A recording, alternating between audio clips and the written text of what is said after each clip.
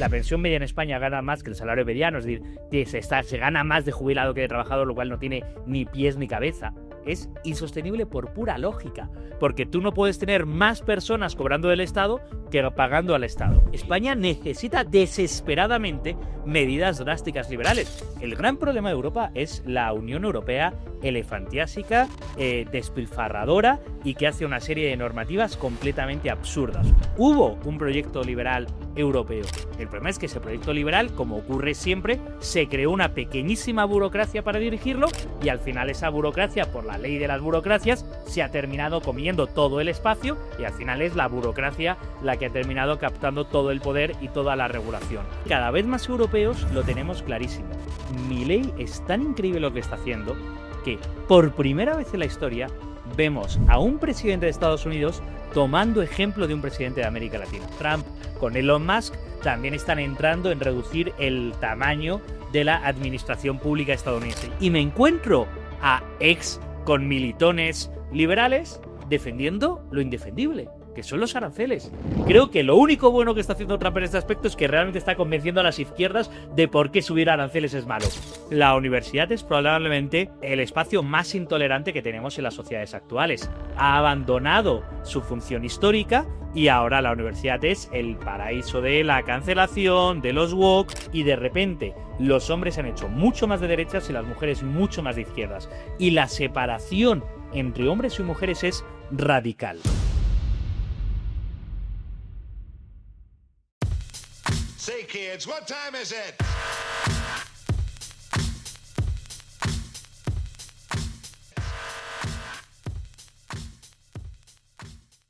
Hola con todos, bienvenidos nuevamente a una entrevista aquí en Libertario. Yo soy Andrés Sebastián Díaz y tengo el gran honor de poder contar nuevamente con nuestro querido amigo de la casa, el primer entrevistado del canal y que vuelve a la entrevista 57, 58, si no me equivoco, por ahí estamos, Luis Espinosa Godet. ¿Cómo está? Andrés Sebastián, encantado de estar, encantado de que estés en la casa. Sabes que eres amigo personal, amigo de esta casa y muy honrado de ser yo el primero y el 58. Así que ya que tenemos que ir, al siguiente será el 116. Ay, cada 58 programas yo estoy aquí. Luis Espinosa Godet, catedrático, discípulo de Antonio Escotado y del Atlético de Madrid.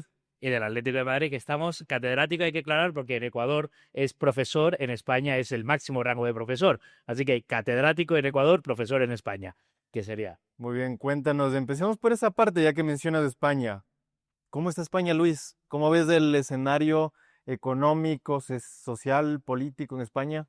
Va a ser, creo que muchos de los que me oyen les va a llamar la atención que yo soy bastante optimista con España a día de hoy. Y alguien me dirá, y con razón, pero si la economía española se sigue hundiendo, tenemos al felón de Sánchez en la presidencia aliado con lo peor de lo peor, sí, y todo eso es cierto, pero, y también es cierto que en el 2024 no ganó las elecciones Sánchez, pero no las perdió lo suficiente como para echarle del gobierno.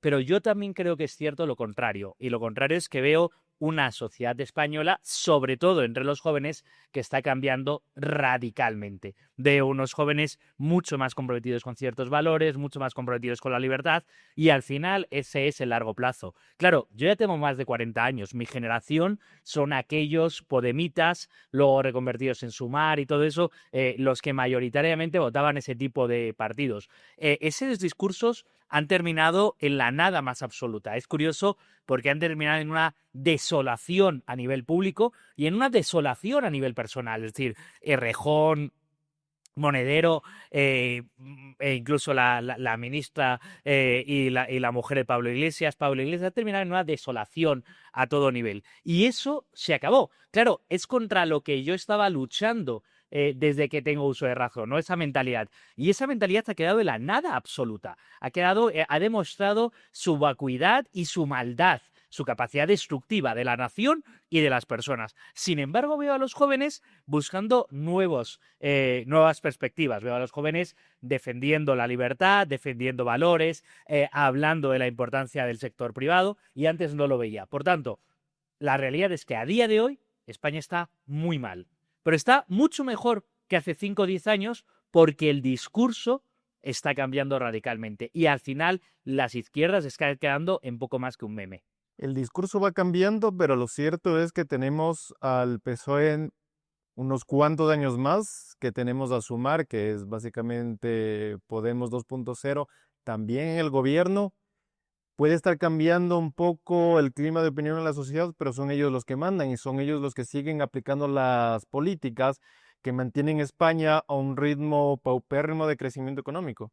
Bueno, no solo es un ritmo paupérrimo de crecimiento económico, es un decrecimiento de la clase media y sus oportunidades, ¿no? Porque si tú ves la calidad de vida que podía tener la clase media española antes de la crisis del 2008, como un primer punto de quiebre, era mejor hace 15 años o 17 años ya de lo que es a día de hoy. Luego, claro, 17 años y otros 3 que nos quedan de Sánchez son 20 años en pérdida de calidad de vida de la clase española. 20 años es toda una vida. 20 años es lo que va entre que tienes 20 y 40 años, entre 30 y 50. Se te pasó la vida en esto. Y esa es la realidad de gran parte de la sociedad española. Por eso hay un profundo cabreo, por eso los jóvenes ven que no tienen oportunidades y por eso empiezan a mirar a otros caminos. De hecho, el partido más votado entre los jóvenes a día de hoy es Vox. Por amor a Vox, no estoy tan convencido que sea un entusiasta amor a Vox, creo que es el partido antimodélico, antisistémico y es un voto protesta en su mayor parte. El partido que más ha crecido es el de Alvise, alguien que no se conocía de nada de antes, un personaje polémico donde los haya, pero que en torno al 3-5% del voto dice yo me voy con él porque estoy harto de todo lo demás. Luego, claro, al final sí que es cierto que Sánchez y sus compinches pueden destruir España 3 años más y ya dejarán una economía paupérrima, pero no mucho más, porque socialmente los valores de la sociedad están cambiando y eso es lo que tiene más importancia. Lo importante de todo esto y es que si bien el clima de opinión, como tú dices, está cambiando entre los jóvenes cada vez son menos en el padrón electoral dentro de lo que es España, porque el grueso de los votantes están haciendo lo que España tiene hoy como principal problema, que es el problema de las pensiones, del problema del envejecimiento, y son esas personas las que siguen votando a un mismo grupo de políticos que no van a cambiar el sistema. Vemos por una parte el PSOE, pero también vemos al PSOE 2.0, que es del PSOE azul, que es del Partido Popular. Vemos también a Feijóo hablando de que ellos buscan captar la base de votantes más al centro. O sea, ellos no quieren moverse a la derecha como más o menos está pasando en toda Europa, y que ya vamos a hablar sobre eso, pero ellos están tratando de moverse al centro. O sea, los dos grandes partidos dentro de España están básicamente del mismo lado, un poco más radical el uno que el otro, pero están en el mismo término. ¿Tú crees que puede cambiar algo eso con un mínimo de votantes que tú mismo dices no están muy convencidos de votar a Vox, pero es el único partido, digamos, como que se sale un poco de este bipartidismo? Muy buena pregunta y voy a empezar por decir algunas cosas. En España es un país maravilloso y es un país donde se vive muy bien, pero muy bien, es decir, tiene de las mejores calidades de vida. En España se vive especialmente bien si eres parte de esos jubilados que están recibiendo una pensión sobredimensionada, lo siento en el alma porque es un anatema decir esto, pero sobredimensionada, porque las pensiones máximas en España ganan más, la pensión media en España gana más que el salario mediano, es decir, se gana más de jubilado que de trabajador, lo cual no tiene ni pies ni cabeza. Por tanto, tienes un grueso de personas sobredimensionadas que son pensionistas que viven muy bien, tienes un grueso de personas que son trabajadores del Estado que viven muy bien y en general se vive muy bien. Pero estos sectores viven como reyes, porque en España con un salario público se vive muy bien. Ahora, ¿cuál es el problema? Que este modelo es insostenible. Es insostenible por pura lógica, porque tú no puedes tener más personas cobrando del Estado que pagando al Estado, porque si tienes más, esas personas que viven del Estado viven de los que pagan impuestos, y si tienes más personas recibiendo que pagando, el modelo es por definición insostenible. Luego, claro que ese grueso jamás va a querer cambiar el modelo, porque este grueso está muy contento con la situación, porque se vive muy bien. Pero claro, todos los que estamos por fuera, y me incluyo yo como inmigrante, los inmigrantes, los jóvenes que no encuentran empleo, los que trabajan en el sector privado y les esquiman a impuestos, los autónomos, los emprendedores, todos los que estamos por fuera, ya empezamos a ser casi tantos como los otros. O sea, empieza a haber un equilibrio ahí. Otro tema que has tratado bastante interesante, que lo has pasado de largo y parece que no profundizamos en el tema, y es la crisis de la natalidad. Porque la crisis de la natalidad es una crisis civilizatoria. Lo digo civilizatoria. No es que tenemos menos hijos. No, no, no, no. Es que si no tenemos hijos a los que dejar el legado de nuestra cultura y civilización, todo lo que hemos heredado del pasado y todo lo que hacemos tiene muy poco sentido. Y la sociedad española cada vez tiene menos hijos. Y la preocupación por a quién le vamos a dejar la siguiente generación ya pasa a ser de la nada. Porque, ojo, es muy distinto una familia, como era anteriormente, en que podías tener un tío soltero, o una tía soltera, o un tío cura, o un tío gay, que no tenía hijos. Pero el resto de hermanos sí tenían hijos y tenían sobrinos. En el modelo en que ya no hay ni hijos ni sobrinos, ya no queda nadie por el que ahorrar y dejar el legado. Ya no queda nadie por el que trabajar, ahorrar y preocuparse de la siguiente generación, porque al final te quedas flotando en el tiempo, en el espacio, y tú eres lo que se dice un fin de raza. Tú eres el fin de raza, el fin de la estirpe, y queda ahí. Claro, una sociedad que tiene tan pocos hijos, y sí, en España descontamos que sí, porque sociológicamente es algo distinto, los hijos de los españoles nacidos en España, de los hijos de españoles inmigrantes, tú ves que la crisis de la natalidad es brutal entre el primer grupo. Está en caída libre. Y eso es más grave, porque eso es, ¿qué concepto tienes tú de tu propia vida? ¿Tú crees que tu vida se agota en sí mismo o crees que tu vida tiene sentido hacia además? ¿Qué concepto tienes tú de tu propia civilización? ¿Crees que hay una siguiente generación a la que dejar algo o no crees que hay algo siguiente? Claro, cuando un grueso de la población está en el grupo de ni tengo hijos ni me importa, es muy distinto a lo anterior. Y eso empieza a generar un cierto ambiente y unas ciertas preocupaciones de las que tenemos que hablar en serio. Vamos por el tema de Vox. Vox es un partido que se puede decir de la nueva derecha, algunos le ponen de la extrema derecha, yo más le diría de la derecha identitaria, de alguna u otra forma, que tiene este monotema, ¿no? El tema de la inmigración, el tema de vamos contra el wokismo, vamos contra el PSOE, pero se acabó la cosa. Yo veo que tú dices, sí, hay un cambio de paradigma dentro de los jóvenes españoles, que cada vez son pocos, y están girando hacia estas ideas. Pero, ¿cuál es el norte de estas ideas con Vox? No vemos ya un partido que fue como en sus inicios, un partido liberal conservador, vemos que ya hubo la fractura completa con Espinosa Los Monteros, que salió, que era quien ponía el eje liberal dentro del partido, ahora vemos que hay un Abascal, un Buxadé, que más o menos monopolizan el panorama. ¿Tú ves en serio algún cambio de paradigma real, más allá de esta lucha cultural, sino un cambio estructural? Lo que dices es muy cierto, me parece que merece un cierto análisis, y es, Vox nació siendo un partido nuevo, y como partido nuevo y en contra fue un partido de aluvión, que quiere decir, se unió todo aquello que estaba en contra del establishment. Y ese fue la bandera de Vox durante algunos años.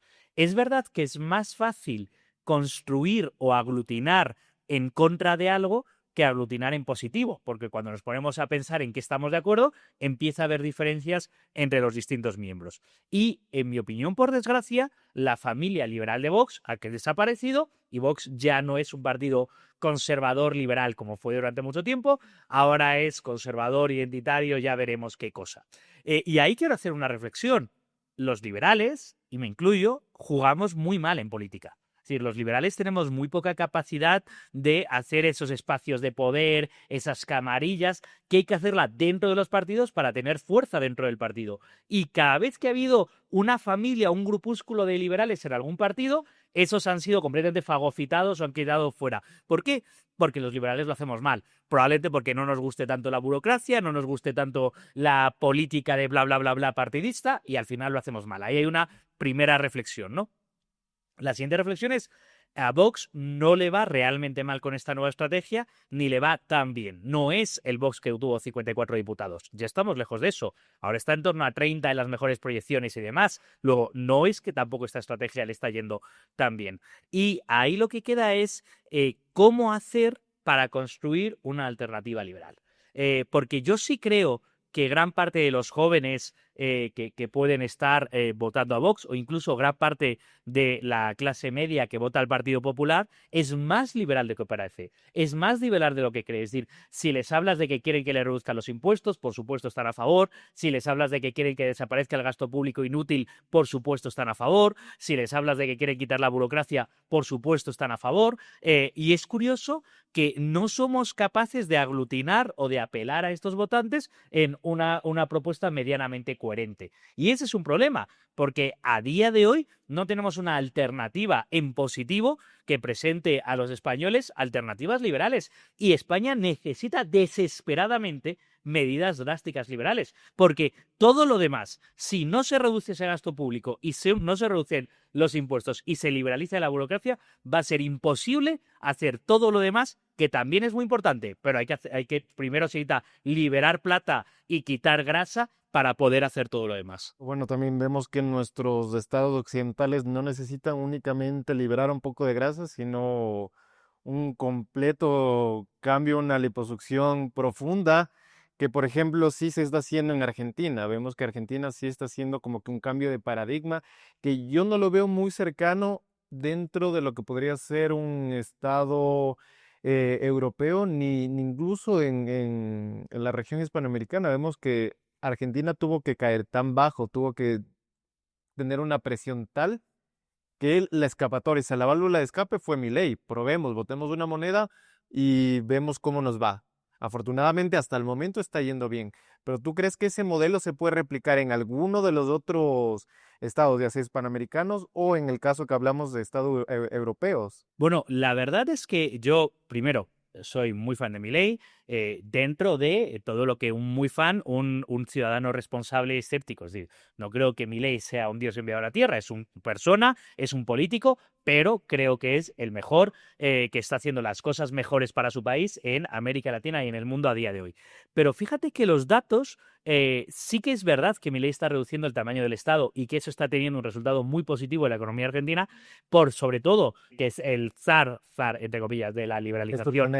Sturzenegger, el zar de la liberación argentina. Entonces, pero si tú ves los datos, en el otro día, a un año en su discurso, Milei hablaba de que había reducido 40.000 puestos públicos. Si a eso descuentas los que se están jubilando de más, no es tantísimo, ¿no? O sea, Argentina no lo sé, pero Argentina puede tener millones de empleados públicos y lo ha reducido en 40.000. No es que en la motosierra no ha sido tan salvaje como algunos, como se anunciaba. Sin embargo, eso mismo ya está teniendo unos buenos resultados en la economía argentina. En Estados Unidos, Trump con Elon Musk también están entrando en reducir el tamaño de la administración pública estadounidense. Y esto provoca que los medios de comunicación te hagan reportajes de las personas que les han despedido y qué horror. Claro, esos mismos medios de comunicación no hacían reportajes de todos los que se despiden en el sector privado, o peor todavía, de todos aquellos a los que no se contrata y no se les da oportunidades en el sector privado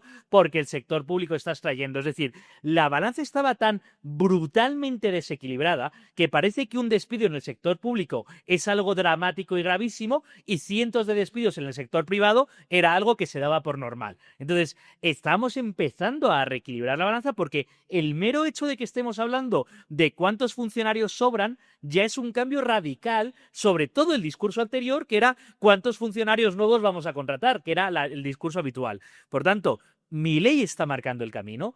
A Milei en un año y poco ya ha demostrado que se puede hacer. Quedan todavía 3 años.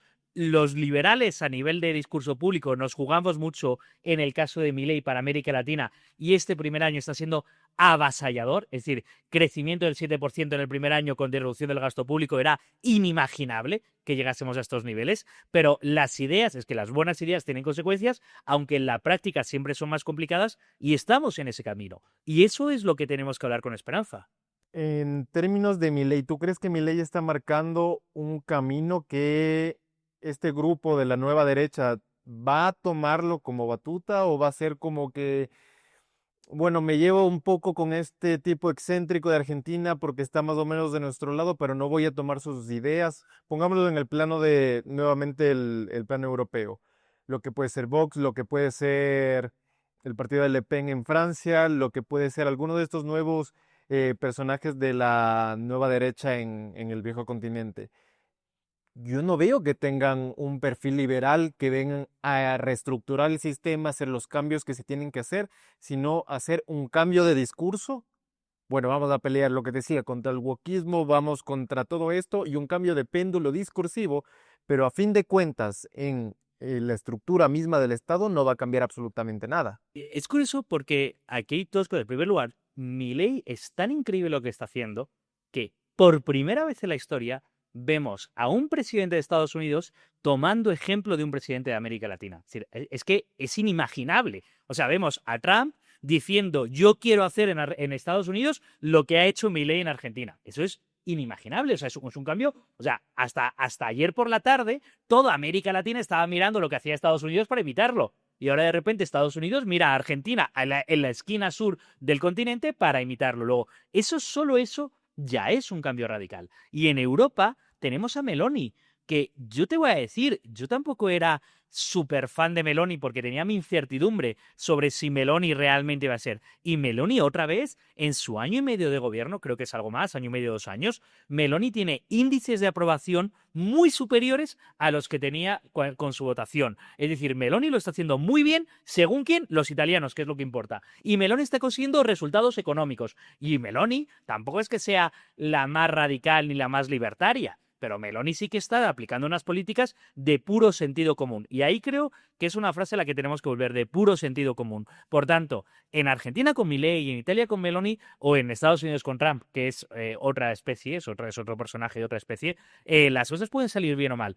Pero si el ejemplo internacional se mueve en esa dirección, ya vamos en una buena dirección. Le Pen en Francia no es precisamente liberal, no es alguien que diga tengo que reducir el tamaño del Estado, nunca ha sido, y ese discurso en Francia no se aplica, pero oye, si ve que funciona en otros lados, a lo mejor empieza a pensar en eso mismo. Vamos al tema europeo. Europa es un gigante completamente dormido, el crecimiento económico es prácticamente inexistente, la burocracia es abrumadora, los países del norte siguen siendo quienes de alguna u otra manera sostienen a toda la parte del sur y en algún momento eso va a cansarles, van a decir, bueno, basta, ya estamos aquí décadas teniendo que cubrir los déficits públicos de estos estados que no quieren ajustarse, que no quieren hacer las cosas bien. ¿Tú crees que todo lo que está pasando en este momento le sirve a Europa para reencaminarse y hacer las reformas que se tienen que hacer a nivel europeo, a nivel de burocracia europea? ¿O eso ya es muy fantasioso pensarlo? Bueno, vamos por orden. Primero creo que parte de la introducción ya no es completamente cierta. Hay que ver la crisis en la que está Alemania y los déficits que tiene Alemania. Alemania ya no es el mejor alumno de la clase en economía que pueda dar lecciones a los demás. No es el alumno aventojado. En Alemania podemos ver los problemas que tiene de delincuencia Suecia por sus políticas migratorias durante décadas, que también tiene serios problemas. Entonces, la idea de esa Europa del Norte que puede dar lecciones, creo que ya no está. ¿Por qué? Porque están siendo víctimas de su propia miseria, de sus propias ideas y de su propio progresismo y wokismo aventajado. El gran problema de Europa es la Unión Europea elefantiásica, despilfarradora y que hace una serie de normativas completamente absurdas. Lo peor, lo bueno de esto es que cada vez más europeos lo tenemos clarísimo. Y lo bueno de esto es que cada vez tienen más discurso. Aquí hay que entender lo que fue el Brexit. Que claro que el Brexit tenía algunas partes negativas, pero el Brexit era un canto de cabreo de los ingleses a todo lo que le querían imponer desde la Unión Europea. Que si la tapita de las botellas tiene que tener, que si el aceite de oliva se tiene que servir así, que si usted tiene que criar a sus vacas así. Ese hipercontrol regulatorio fanático de la Unión Europea, muchos los británicos se acabaron hartos y cada vez más europeos están hartos. Y cuando los europeos votan a partidos radicales, están votando a partidos en contra de la Unión Europea, que es de lo que están hartos. Ahora bien, ¿será capaz la Unión Europea de darse cuenta de esto? Joder, es que hay mucha gente que vive de esto. Hay mucha gente muy bien pagada que vive de alimentar esto. El problema es que el discurso ya se les acaba. Con las redes sociales, con los jóvenes que no son parte del sistema, se les acaba. Por tanto, la Unión Europea es un monstruo tan grande que le va a costar más cambiar. pero o cambia o cambia. El caso de la guerra de Ucrania nos está poniendo, pero el informe Draghi, que sacaron hace relativamente poco, que hicieron un informe diciendo por qué la Unión Europea, y cito los datos, pero cualquiera lo puede pensar en su propia cabeza, de las 20 compañías tecnológicas más importantes del mundo, la Unión Europea coloca a 0 o una, de las compañías de inteligencia artificial, la Unión Europea no coloca una entre las 10 mejores, la Unión Europea apenas tiene grandes empresas, porque la Unión Europea no es capaz de tener una economía dinámica, competitiva a nivel global. De hecho, el peso relativo de la economía europea en la economía mundial va cayendo en picado. Evidentemente, el problema es que Draghi hace el informe y todos le dicen que tiene razón y la solución que propone es más inversión pública. No, idiota. Es que precisamente ese es el problema. Lo que pasa es que los que tienen que aplicar la solución son el problema, porque todos los burócratas no elegidos democráticamente con todo ese poder que tienen, como la von der Leyen, toda esa gentuza que tiene tanto poder y que no ha sido elegido con los medios más democráticos posibles, toda esa gente son los que están interesados en que no cambien las cosas. Y ese es el problema que tenemos. ¿Tú ves alguna forma de cambiar a esa burocracia o cambiar por lo menos de la forma de elección para que sea un poco más acercada a la realidad? Porque, por ejemplo, vemos el tema de Bruselas es un tema aparte. Es una ciudad completamente anormal para lo que viven las verdaderas ciudades europeas que tienen que vivir el día a día. Algo así como fue en Washington. En Washington, si no recuerdo mal, en el distrito, Kamala Harris ganó con el 90% frente al 10% de Trump. O sea, es una locura en la burbuja en la que viven, ¿no? O sea, el monotema y el mundo aparte. ¿Tú ves en Bruselas de alguna forma cómo cambiar esto? ¿Hay alguna forma estructural de cambiarlo? Bueno, en primer lugar, los burócratas de Bruselas tienen como condena a toda su maldad que hacen a la humanidad es que les toca vivir en Bruselas, que creo que es la ciudad europea, la última ciudad europea donde yo elegiría vivir si pudiese hacerlo, ¿no? Luego ya tienen su condena, es precisamente por su pecado. Ahora, es verdad que esa irrealidad que se retroalimenta, el problema es que esa gente está tan desapegada del común de los mortales. No sé si sabes que en España Federico Jiménez Los Santos, un periodista liberal, llama a von der Leyen von der Pony. Y la historia de por qué le llama von der Pony es muy divertida, porque todas las políticas de que hay que proteger a la fauna salvaje, la Unión Europea hay que proteger, había que proteger al lobo. Hasta que a von der Pony, en su castillo, un lobo le comió a su pony. Y entonces se fue a Bruselas y dijo, hay que cambiar las políticas de protección de la fauna salvaje. Claro, hija de, hasta que a ti no se te muere el pony, en tu castillo, ahí no te das cuenta de lo que está ocurriendo en la realidad. Lo mismo que ocurre con el tema de la inmigración. No, la inmigración no es ningún problema. Hasta que te vas a los barrios obreros donde está llegando la inmigración conflictiva y ahí la inmensa mayor parte dice, sí, sí que es un problema. Pero claro, esos no son los barrios donde vive esta gente. No es esa su realidad, ¿no? O por poner ese artista de Hollywood que vino a España a decir, no, hay que tener fronteras abiertas, sí, hay que admitir, y él vive en una mansión que mandó a hacer una valla de 2 metros con electrificación por arriba, ¿no? O sea, fronteras abiertas, excepto para mi mansión, que a ella no. Entonces, ese problema de la irrealidad de las élites, del que tenemos que hablar todavía más, se está rompiendo completamente con las redes sociales y con gente como tú, con los youtubers, con la manera de informarse que tienen los jóvenes. Y esa irrealidad ya se ha roto, o sea, ya viven en realidades paralelas. Y una vez que ven realidades paralelas, claro que todavía tienen poder, pero tienen irrelevancia al nivel de discurso, a nivel público. Y al final, en el medio y en el largo plazo, el discurso público, eso es lo que va a terminar cambiando o no cambiando las políticas, porque al final los votantes tendrán que salir. Entonces, yo sí creo que eso va a tener que cambiar. Y es curioso porque como liberal hubo una Unión Europea liberal, hubo un proyecto europeo que era mercados abiertos, de libre circulación de personas, libre circulación de capitales, libre circulación de inversión, reconocimiento de títulos. Hubo un proyecto liberal europeo. El problema es que ese proyecto liberal, como ocurre siempre, se creó una pequeñísima burocracia para dirigirlo y al final esa burocracia, por la ley de las burocracias, se ha terminado comiendo todo el espacio y al final es la burocracia la que ha terminado captando todo el poder y toda la regulación. Pero se puede volver a retomar a ese inicio de proyecto europeo y recordar los valores europeos, ¿no? Y en ese recordar los valores europeos, porque claro, yo ya tengo años de experiencia en el debate público europeo. Oye, y podemos discutir si queremos más sanidad pública o menos sanidad pública, pero es indiscutible que el sistema de pensiones está quebrado. Entonces, eso ya no es una cuestión de ideología un poquito, no, es que esto son matemáticas, esos son 2 más 2 y este sistema nos está quebrando. Luego, ya hay que poner una solución y aquí el problema es, cuanto más se tarde en poner la solución, más drástica va a ser la solución. Y ahí ponemos el ejemplo de Argentina. Argentina, hay que llegar con una motosierra después de décadas de kirchnerismo. Claro, y 4 años de Macri por ahí. El kirchnerismo ha arrasado y ahí es cuando hay que llegar con una motosierra porque hay que cambiar muchas estructuras muy enquilosadas y muy putrefactas.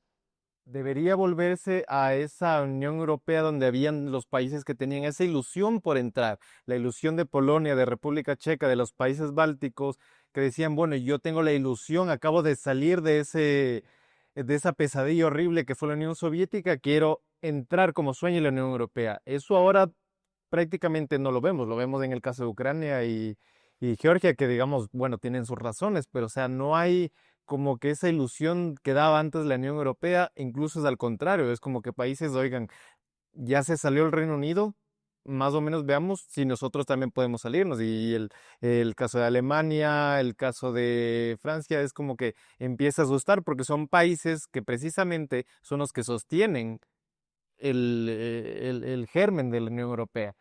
Qué agradecidos estamos algunos a que, por ejemplo, Polonia esté dentro de la Unión Europea, porque el principal contrapeso a gran parte de las tonterías de la Unión Europea vienen ahora mismo precisamente de Polonia y de los países del este. O sea, ellos que entraron por su odio al comunismo, odio evidente porque arruinó sus propios países, los países que entraron por el odio al comunismo son los que aún con ese odio al comunismo mantienen la esencia de la Unión Europea, no sé si mantienen la esencia, pero frenan los desvaríos de la Unión Europea porque son los que impiden y dicen, no, por ese camino no, gracias a que existen ellos.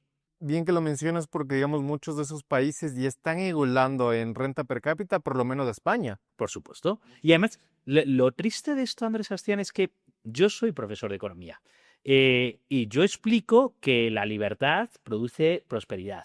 Y lo explico a los alumnos, lo explico en teoría. Pero es que los datos están ahí. Es que es obvio que las políticas de Polonia han llevado a que sea mucho más próspero. Cuando yo era joven, cuando yo era niño, España había muchos polacos porque emigraban de Polonia a España, que era un país. Había muchos polacos en Londres porque era un país del que salían y del que emigraban. A día de hoy hay españoles emigrando a Polonia. ¿Por qué? Si España sigue siendo Polonia, porque en estos 20 años o 30 años Polonia ha hecho exactamente lo que hay que hacer: bajar impuestos, dar libertad económica y seguridad a sus ciudadanos. No era tan difícil, no era tan complicado. Ellos lo han hecho muy bien y me alegro mucho porque es un país al que quiero mucho. Pero ¿por qué tenemos que seguir explicando lo evidente? Y en lugar de vernos reflejados en los países que prosperan, siempre queremos imitar al peor de la clase y a los países que no prosperan. Esa es la pregunta. Has dicho algo muy importante que es explicar lo evidente. Vamos con el tema de Trump, porque ahí creo que hay mucha tela que cortar y empecemos por el tema de la guerra comercial. Tú dices lo evidente es que el libre mercado funciona, lo evidente es que los mercados abiertos crean prosperidad, lo evidente es que ese flujo de personas, de capitales, de ideas, de inversiones, es lo que crean lo que Occidente ha sido hoy en día y por qué es tan rico hoy en día. ¿Por qué ahora cambiarlo de un modo, de un día para otro, en el cual, por ejemplo, Trump dice, yo voy a desconocer el mismo Tratado de Libre Comercio que firmé hace 4 años atrás y lo hago porque pongo mis cojones encima de la mesa y digo que voy a cambiarlo? Yo soy profesor de introducción a la economía. Yo explico a los alumnos de 18 años, primer semestre de la carrera, les explico qué es el libre comercio y por qué el libre comercio permite que haya crecimiento económico.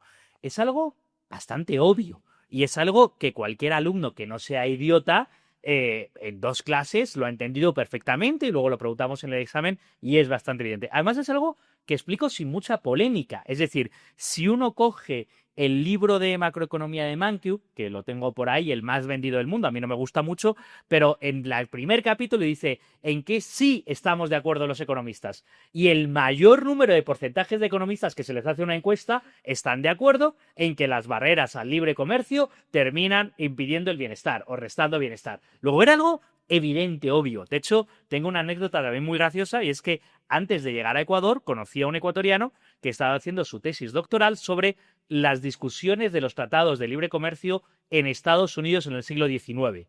Y mi pregunta fue, pero bueno, ¿por qué haces una tesis sobre un tema tan superado? Porque para mí era como que estuviese haciendo una tesis sobre las discusiones sobre el heliocentrismo. Bueno, pero si ya todos sabemos que, o sea, esa discusión ya está superada. Y él me dijo, Luis, tú no has estado en Ecuador, ¿verdad? Y yo, no conozco Ecuador, todavía no había venido a vivir aquí. Y dice, aquí es el tema de actualidad.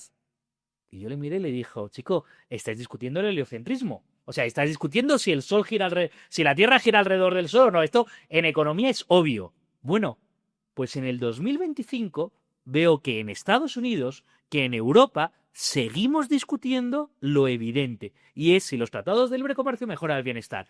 Y me encuentro, y ahora voy a tener que decir con cierta pena, a ex conmilitones liberales defendiendo lo indefendible, que son los aranceles. A nivel lógico económico es indefendible. No entiendo por qué alguien lo defendería. Y lo que a mí me entristece es que la humanidad avanza, pero muy despacio.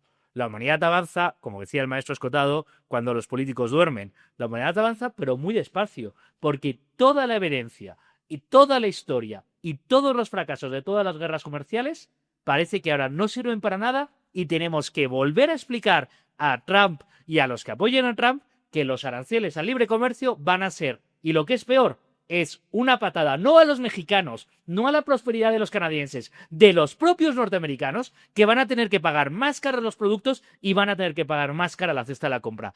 Esto es absurdo y además, en cierto modo, te digo que yo quizás por la edad que tengo, es cansino, es muy cansino, porque yo quiero hablar de prosperidad, quiero hablar de qué hacer para estar mejor, no quiero dejar de hablar de qué hacer para no estar peor. Y siempre estamos teniendo que hablar de qué hacer para no estar peor. Bueno, pues hablemos de qué hacer para estar mejor. Y es que, por ejemplo, los más entusiastas del movimiento MAGA te dicen, no, es que tú no lo entiendes, Trump juega al ajedrez en 4 dimensiones y él lo que en verdad está haciendo es empujando a los demás a socioterreno, utilizando el campo comercial, que incluso he escuchado a Milei diciendo este mismo argumento, para así empujarlos a hacer las concesiones que tienen que hacer en materia comercial, pero él en verdad no quiere poner aranceles. Y lo que vemos es que sí los quiere poner, no pone como que digamos aranceles específicamente como lo hizo en la anterior legislatura y que incluso la Reserva Federal ya dijo que sí dañaron a la economía estadounidense y a las empresas que fueron los que a fin de cuentas terminaron costeando el 100% del incremento y no lo fue China y ahora va a ser más o menos de lo mismo y peor porque ni siquiera son a sectores específicos, sino es en general.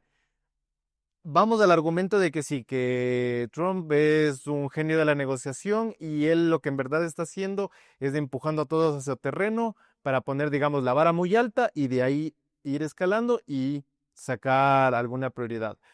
Ya entraron en vigencia los aranceles con Canadá, con México, sus principales socios económicos, con China. Ya vienen también, ya se está anunciando también con la Unión Europea y en todo el mundo, por lo menos en el tema agrícola. ¿Qué de sentido tiene eso de estratégico? Aún asumiendo que todo lo que dicen los Trump lovers sea completamente verdad, aún asumiéndolo todo, creo que es un grave error. Porque aún asumiendo que lo quiere hacer porque es una negociación, el discurso y la honestidad en política importan mucho.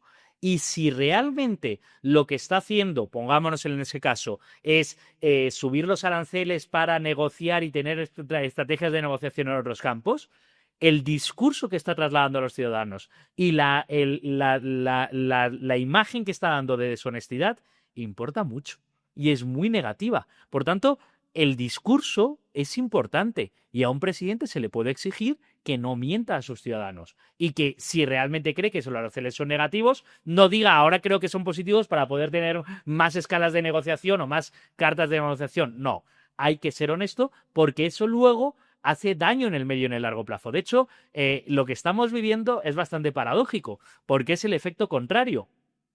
Y es que, igual que Trump tiene muchos amantes, tiene muchos que le odian. Y como los que le odian siempre van a estar en contra de todo lo que diga Trump, ahora nos encontramos con las izquierdas diciendo que subir aranceles es malo. Porque claro, como lo hace Trump, ahora les parece mal. Y como esta gente es bastante incongruente. Luego, creo que lo único bueno que está haciendo Trump en este aspecto es que realmente está convenciendo a las izquierdas de por qué subir aranceles es malo. Bien, pero quizás no era el camino.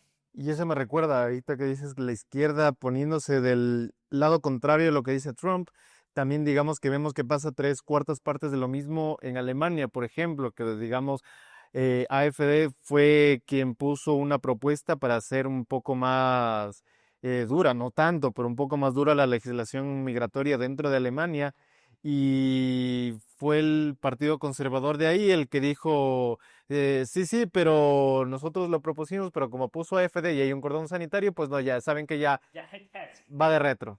Claro, lo cual lleva a que A, no podemos discutir los temas en serio, lo cual es bastante triste, y B, que claro, si no, esa idea del cordón sanitario, que se la intentaron imponer a Vox, se la han intentado imponer a AfD, esa idea del cordón sanitario, es decir, esos son tan malos, malísimos que no vamos ni a hablar con ellos, lo cual es bastante llamativo teniendo en cuenta que con el Partido Comunista no tienen ningún problema en hablar, pero bueno, esos son tan malos, malísimos que no vamos ni a hablar con ellos, lo único que hace es que vayan creciendo en votos, porque los van aislando como la única alternativa. Y de hecho, si tú ves la composición del Parlamento Europeo a día de hoy, los tres eurogrupos, o sea, agrupaciones de partidos políticos de las tres supuestas extremas derechas, megaderechas, eso, ya son el partido, los tres juntos ya son los más grandes, porque evidentemente a base de no hablar, porque estos que son tan demócratas, excepto cuando la gente vota o hay que debatir. Entonces ya no tanto, ¿no? Bueno, pues yo creía que la democracia era otra cosa. Yo creía que la democracia era tener un debate y creía que la democracia era respetar el voto de los ciudadanos. Y de eso no se habla. Lo que no es un secreto es que las sociedades, tanto en Europa, en Estados Unidos, como en Hispanoamérica, están cada vez más polarizadas, de alguna u otra manera. ¿Tú crees que esta polarización es necesaria? ¿Es algo, va a tener algo fructífero dentro de la sociedad en el sentido de que puede sacar temas que no estaban a la vista y ponerlos a debate? ¿O, por otra parte, lo que va a hacer es fragmentarnos cada vez más, encerrarnos en cámaras de eco cada uno de los que debatimos y debatir luego solo entre nosotros y va a hacer que los problemas sean un poco más profundos? ¿Tú cómo lo ves? Bueno, yo de la fragmentación, de lo que quiero hablar es algo de lo que se habla bastante poco, y es que la fragmentación es por sexos. Es decir, históricamente, hombres y mujeres votaban más o menos igual. Y desde hace cosa de 10 años se está separando, pero una brecha radical. De tal manera que si tú veías la media de izquierdas o derechas de hombres y mujeres, pues estaban juntos y quedaban más o menos. Y de repente los hombres han hecho mucho más de derechas y las mujeres mucho más de izquierdas. Y la separación entre hombres y mujeres es radical. Eso no sé si es causa o es efecto, y eso es muy interesante de debatir, de la soledad. Es decir, los jóvenes cada vez están menos emparejados, cada vez en su inmensa mayor parte están solteros. Claro, si tú eres una mujer, voy a poner este primer ejemplo, luego ponemos el del hombre, pero si tú eres una mujer que no tiene pareja y que solo tiene amigas y sus amigas también son muy de izquierdas, te retroalimentas. Esta es la verdadera retroalimentación, no la de las redes. Te retroalimentas y cada vez eres más de izquierda. Si tú eres un hombre que no tiene pareja y tus amigos son hombres y son de derechas, se retroalimentan y cada vez son más de derechas. Esta es la verdadera diferencia porque es la que devasta vidas. Porque al final nos quedamos con esa diferencia entre hombres y mujeres, hace que sea mucho más difícil formar parejas y hace que sea mucho más difícil el entendimiento social. Luego, sí que es verdad que hay una polarización que tiene estos dos ejes. Primer eje, hombres-mujeres. Segundo eje, por edades. De hecho, los jóvenes tienden a ser más radicales, ¿no? De hecho, ahora de izquierdas la mayoría la tiene en torno a los 40 años, en torno, como ya he dicho, en torno a los 20 tienen la mayoría las derechas. Luego, sí que hay esa radicalización, pero es más triste de lo que parece, porque es una radicalización que no separa por género, sino separa por edades, que es mucho más triste de lo que parece.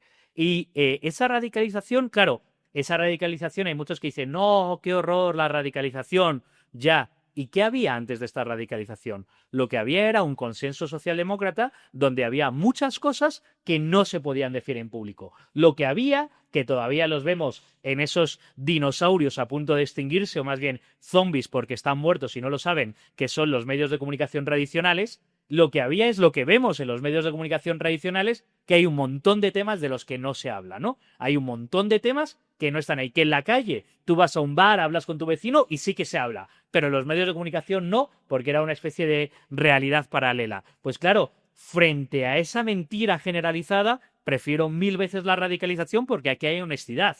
El problema es que en esta radicalización no hay debate, no hay diálogo, no hay encuentro. Y en ese no haber debate, no haber diálogo, no haber encuentro, las sociedades se dividen, se fragmentan y en esto se nos va vidas. Porque no es solo tener opiniones, es que esas opiniones hacen que te separen de tu posible pareja, hace que te separes de tus padres y eso es más duro.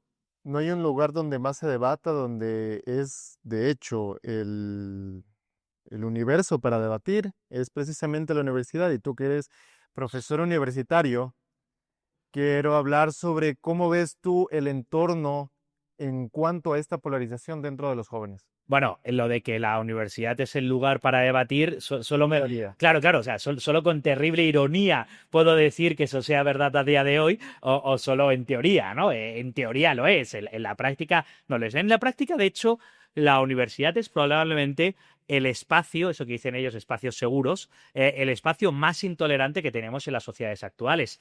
El espacio donde menos opiniones diversas se les permite hablar en público, o sea, ¿dónde hay escándalos de cancelación permanentemente? En la universidad.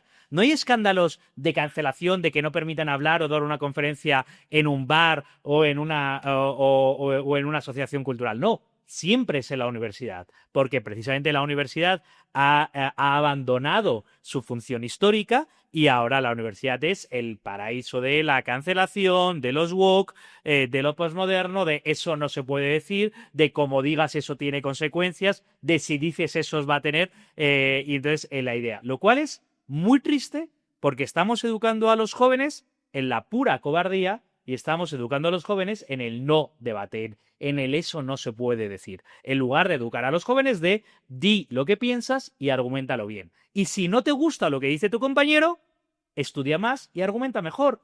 Eso es, porque eso dice, no, es espacio seguro. No, no, tú a la universidad vienes precisamente a escuchar opiniones que no te gustan. Precisamente es a lo que vienes. Y no tienes derecho a no escuchar las opiniones que no te gustan. Si no te gusta una opinión, te callas y respetuosamente das tu punto de vista. Porque, ojo, sí que es verdad que la universidad tiene que tener otra regla. Nadie puede venir a dar una charla en la universidad y solo hablar esa persona. Si tú vienes a hablar en la universidad, como mínimo tiene que ser 45 minutos y 15 de preguntas. Y si no te gusta lo que dice el otro, en esos 15 minutos de preguntas, levantas la mano y haces la pregunta o tu argumento lo mejor que puedas. Pero nada de pasarte 45 minutos gritando para que el otro no pueda hablar. Eso es lo que hemos dado por normal. Otra vez, también soy bastante optimista. Estamos en el año 2025 y soy bastante optimista. ¿Por qué digo que soy bastante optimista? Porque esa universidad era más verdad hace 5 o 10 años de lo que es a día de hoy. A día de hoy hay asociaciones de profesores en contra de la cancelación, hay asociaciones a favor de la libertad de expresión, hay juicios ganados en bastantes universidades a favor de la libertad de expresión. Y me dirás como contraargumento, ya Luis, pero ahora estamos viendo a estudiantes en el Barnard College, uno de los colegios de las universidades más caras en Estados Unidos, $90.000 al año, que están completamente enmascarados con un pañuelo palestino y gritando. Es verdad, eso está ocurriendo a día de hoy. El ridículo total en el que está quedando el Barnard College no era lo que hubiese sido hace 5 o 10 años. La sátira total. Y el coste reputacional que va a tener para ellos probablemente en 5 o 10 años les hará cambiar algunas ideas. Luego, sigue ocurriendo, pero no es como era antes, porque otra vez, ahora la opinión pública ya está del otro lado y ya es mucho más crítica con esas cosas. ¿Eso quiere decir que vamos a recuperar la libertad de expresión, el libre debate, la libre búsqueda de la verdad? Por cierto, aquí, como esta gente no lee, John Stuart Mill, el primer gran argumento a favor de la libertad de expresión en las universidades en el corto plazo. Es más, te voy a decir, la universidad se va a recuperar del ridículo tan escandaloso en el que está que a día de hoy solo el 30% de los norteamericanos tienen una buena opinión de las universidades y hace 20 años era el 65%. Es decir, ha perdido la mitad de la buena fama en 10 o 15 años. Vamos a recuperarnos de eso solo si hacemos exactamente lo contrario de lo que hemos hecho para perder todo este prestigio. ¿Y qué quiere decir? Ser realmente plurales, ser realmente librepensadores, buscar la verdad y permitir a los alumnos debatir y expresarse libremente. Algo que, por desgracia, hemos abandonado y que es una de las peores cosas que ha ocurrido en nuestras sociedades. Luis, no me quiero ir sin topar un tema para mí trascendental dentro de una entrevista contigo, que es sobre tu curso de economía. Tú has ido más allá de las aulas y has dicho, bueno, yo tengo este conocimiento, yo tengo aquí mi curso que doy a mis queridos alumnos, quiero dárselo gratuitamente en redes a las demás personas. ¿Por qué has hecho esto? Muchísimas gracias porque la pregunta creo que tiene bastante más reflexión teórica de la que parece. Empezamos. La universidad históricamente tenía una función, que era salvaguardar el conocimiento. Porque durante toda la historia de la humanidad, o la gran parte de la historia de la humanidad, el conocimiento estaba físicamente en libros. Físicamente había que tener un libro. ¿Y qué eran las universidades? El lugar donde tú ibas a leer el libro y entonces podías aprender. Luego las universidades guardaban el conocimiento en las bibliotecas, lo transmitían a los alumnos en las aulas y lo incrementaban en la investigación. Desde el año 2000 más o menos, esto se ha dejado de ser verdad, porque el conocimiento ya no está en los libros, el conocimiento está en la red. Cualquier persona con un celular tiene acceso a todo el conocimiento de la historia de la humanidad. Probablemente la crisis de la universidad esté muy relacionada con esto, porque ha perdido el monopolio del conocimiento. ¿Y quién sí creo yo que está cumpliendo lo mejor de la universidad? En gran parte, youtubers, en gran parte, tiktokers, porque si la universidad es ese lugar donde un joven con curiosidad intelectual que quiere aprender acude a encontrar conocimiento, ese lugar, a día de hoy son muchos youtubers, a día de hoy son influencers, a día de hoy es eso otro.